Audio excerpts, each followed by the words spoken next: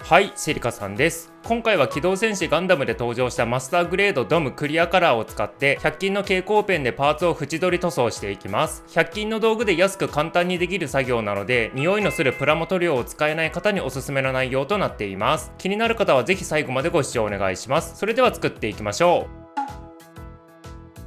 ドムの大部分を占める紫のクリアパーツは透明のクリア仕様となっています。これはパッと見でわかりますね。一番わかりにくい黒のパーツもクリアパーツとなっています。遠くから見た時には普通のパーツに見えるのですが、近くで見るとちゃんと透けていました。組み立てた時に機体の内側に入る赤のパーツもクリアパーツとなっています。クリアカラーで外から見えるので、しっかりクリアパーツになっているのは嬉しいですね。内部フレームなどのパーツはメタリックシルバーで普通のパーツとなっています。これがクリアカラー限定仕様なのかは分かりませんが、無塗装の人にとっては嬉しいですね。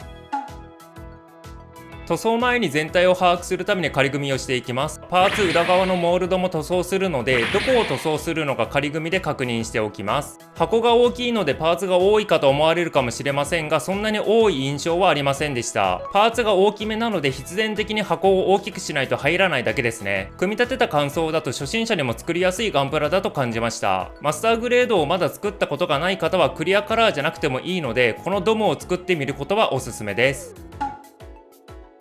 仮組みを見てみましょう。紫のクリアパーツは透明度が高いので内部フレームがよく見えます。内部フレームのメタリックシルバーが光を反射してくれて、クリアパーツがより引き立てられています。ドムはサイズが大きいのでクリアカラーにすることで内部フレームまで見応えがあるようになりますね。完成品のサイズも大きく迫力があるので、クリアカラーじゃなくてもいいので一度作ってみることをおすすめします。このドムはブラックライトを当てても物合い部分しか反応しません。パーツが反応しない方が蛍光塗装しやすいのでむしろ助かります。蛍光塗装するときは仮組みした状態でブラックライトを当てて確認するのも大事な作業です。ちなみに余るパーツがすごく多いです。同じような形のパーツばかりなので、もしかするとリックドムに変更するようなパーツなのかもしれませんね。説明書にはリックドムの説明はなかったのでわからないですが、予備パーツとして使えるので助かります。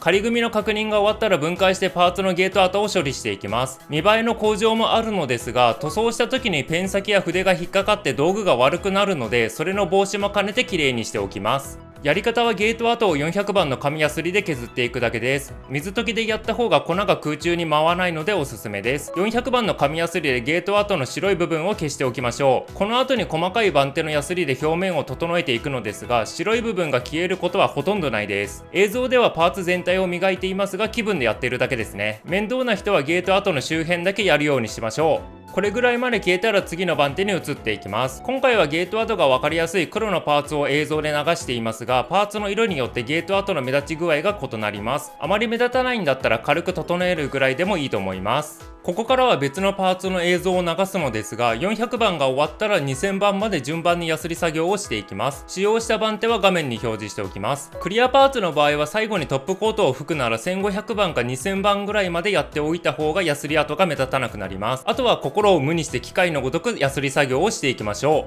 う。2000番まで終わったパーツがこちらになります。まだまだヤスリ跡が目立ちますが、トップコートを吹けば透明度は綺麗に戻るので大丈夫です。このやり方でクリアパーツをヤスリ作業をしていきました。ここからは100均の蛍光ペンを使って塗装していきます。使った道具はダイソーで購入した水性ダブル蛍光ペンというものです。見ての通り5色セットになっていて、グリーン、オレンジ、ピンク、イエロー、ブルーが入っています。ペン先が細い方と太い方で分かれていて、用途で使い分けができるようになっています。まずは余った紫のランナーに塗装して実験してみましょう。ランナータグの文字がデコボコしているので書きにくいですが、色はしっかり塗れています。あとは他の色も同じように塗っていきます。このように全種類塗れたらブラックライトを当てて確認します。左からグリーン、オレンジ、ピンク、ブルー、イエローの順番です。ブラックライトは365ナノメーターの波長のものを使用しています。グリーンが一番元の色通りに発光してくれています。他の色は元の色とは違う色に発光しています。別にこれは悪いことではなくて、この特性を理解して使えばいいだけなので問題ないです。下地によって変わるかもしれないので、メタリックシルバーのパーツにも同じようにやってみました。結果は先ほどと同じような見た目になるので、下地はあまり影響なさそうです。もっと違う下地にやれば変わるかもしれませんが、今回はドムに使うものだけ確認しました。今回は明るい色になりそうなオレンジを使って塗装していきます。塗装はブラックライトを当てながら作業していきます。ペン型なのでモールドに沿ってペンを動かしていくだけの簡単作業です。フリーハンドでやっているので少しぎこちないですが、器用な人ならもっと綺麗に弾けるかもしれないです。ちゃんとやるならモールドに筋彫りして塗料を流し込むのが確実ですが、100均で簡単にできるならこれでも十分です。ペン型のいい点ですが、パーツの縁を綺麗に塗装するのがやりやすいです。ペン先が硬いのでパーツの縁をなぞるだけで線が引けるので、筆でやるよりきっちりとした印象を持つようにできます。注意点はかなり剥がれやすいので、トップコートするまで絶対に塗装したところは触らないようにしましょう。気がつかないうちに手が当たって塗料が剥げている時があるので慎重にやった方がいいです。クリアパーツの色によっては内側に塗装しても意味がないものもあるので、事前に確認はしておいてください。意味のない作業は誰だってしたくないですからね。ヒートサーベルもブラックライトで反応しないので蛍光ペンで塗装しておきます。円柱状の形状なので回しながら塗装していくだけです。こういった簡単そうなものを塗装するだけでも面白い見た目にすることができます。ここからは蛍光塗装以外のやったことを紹介します。内部フレームなどはもうちょっとメタリック感が欲しかったので、スターブライトジュラルミンで塗装しました。同じような色なので塗装されているか分かりにくいですが、しっかり色が変わっています。塗装前後を比較するとよくわかります。スターブライトジュラルミンで塗装するとアルミのような見た目になります。かなり明るいシルバーになるので、個人的に欲しかったメタリック感が出てくれました。武器などはガンメタルで塗装しました。武器も内部フレームと同じ色だったので、それだとつまらないと思って色を変更しました。これは色の変化が分かりやすいので塗装も楽にできますね。ガンメタルを塗装したら元のパーツよりも重厚感が出るようになります。この見た目が好きなのでガンメタルでよく塗装しちゃってます。こちらの動画では内部フレームをガンメタルで塗装しているので、気になる方は概要欄からご視聴お願いします。シュツルムファーストの先端部分はメタリックレッドで塗装しました。危険物だと一発でわかるような色にしたかったので、単純ですがレッドを選択しました。あまり隠蔽力は強くないため3回に分けて重ね塗りをしています。3回の塗装もかなり厚塗りで真っ赤になるようにやっています。塗装が終わった状態がこちらになります。ここまで真っ赤にすると視認性が良くて敵に避けられやすくなりそうですね。完成品の項目で紹介しますが、持ち手をつけてドムに持たせるとすごくマラカスみたいな感じになります。ここからはガンダムマーカーを使っていきます。胸の拡散ビーム砲の裏側を塗装したいので邪魔なピンを切っておきます。これを切ると胸に取り付けることができなくなりますが、後で簡単に取り付けられるように一手間加えます。切り跡はヤスリで綺麗にしていきます。ただこの面にはトップコートを吹かないので、1万番刃でヤスリを使ってヤスリ跡が目立たないようにしていきます。パーツが小さいのでヤスリ作業中に吹き飛ばさないように注意しましょう。作業が終わったパーツがこちらになります。小さくて綺麗になったのか分かりにくいので、近くにあったヒートサーベルを裏から通してみます。真ん中の長方形のくぼみは表面のモールドなので、間違って削らないように注意しましょう。ここまでできたら塗装していきます。塗装はガンダムマーカー EX のホロイエローを使ってヤスリで磨いた面を塗っていきます。このガンダムマーカーで塗装すると光の反射で虹色に見えるようになります。隠蔽力が弱いので様子を見ながら重ね塗りをした方がいいです。ペン型なので小さいパーツの部分塗装をするときは楽に作業できるので助かりますね。表から見たらどのように見えるか確認しましょう。小さいパーツで撮影が難しかったのですが、虹色に変化しているのが見えるでしょうか。このようにクリアパーツの裏側に塗装して表面から見えるようにする遊び方もできます。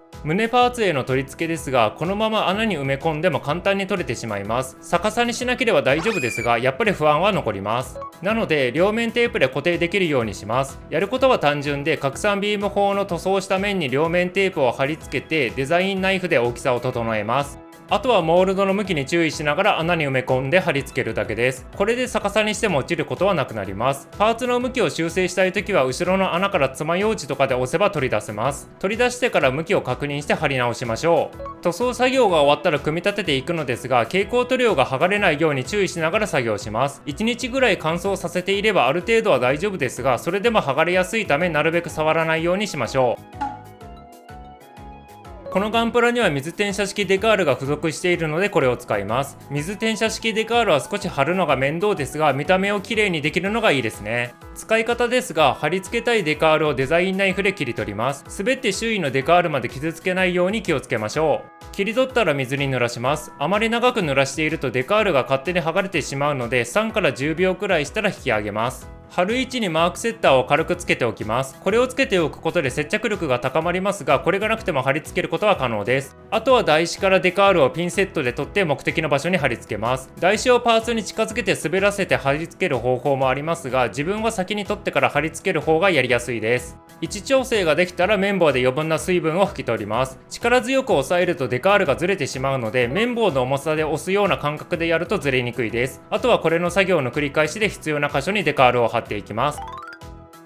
デカールを貼り終えたら最後にトップコートの光沢を吹いていきます。トップコートをやる前にホコリとか軽くブロワーで取り除きます。ブロワーは100均でも売っているので買っておくと便利です。今回はスプレーのものを使うので使用前によく振っておきます。自分の場合は念のため2分ぐらい振るようにしていますが、結構疲れますね。正直そんなに振らなくても問題ないような気はしています。しっかりスプレーを振ったらパーツに吹きかけていきます。吹き方はネットとかでも色々説明されているので、ここでは軽く注意点をお話しします。トップコートはなるべく 2,3 回は重ね塗りをした方がいいです。というのも吹き付けた時は綺麗でも乾燥した時にまだら模様になったりします。大体は吹き付け不足が原因なので、乾燥と吹き付けを繰り返して様子を見ながら作業してください。トップコートが終わって乾燥したら組み上げていきます。蛍光塗料はトップコートで保護されていますが、パーツ同士が擦れたりすると剥がれるかもしれないので、やっぱり慎重に組み立てます。それでは完成品を見てみましょう。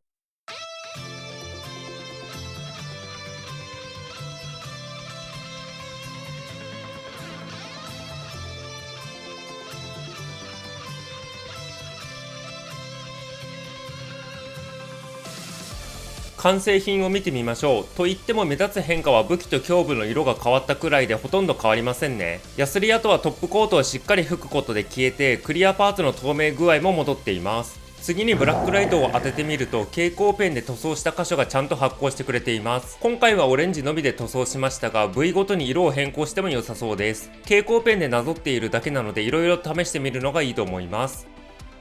武器はラケーテンバズの他にジャイアントバズも付属しているので持たせてみます。武器はしっかり持てるような機構になっていて、まず武器側の持ち手の部分のピンをスライドさせて出します。次に手のひらにも同じようなピンがあるので同様にこちらも出します。あとはそのまま取り付ければピンと穴がちょうどいい位置に来るのでしっかり固定されるようになります。武器が大きめの分しっかり固定できるようになっているのは助かります。バズーカの持ち方ですが、肩に背負っている持ち方もかっこいいですが、脇にしまう持ち方もいいですね。よかったら肩に担ぐ持ち方と脇に抱えて持つ方法のどっちが好きかコメント欄から教えてください。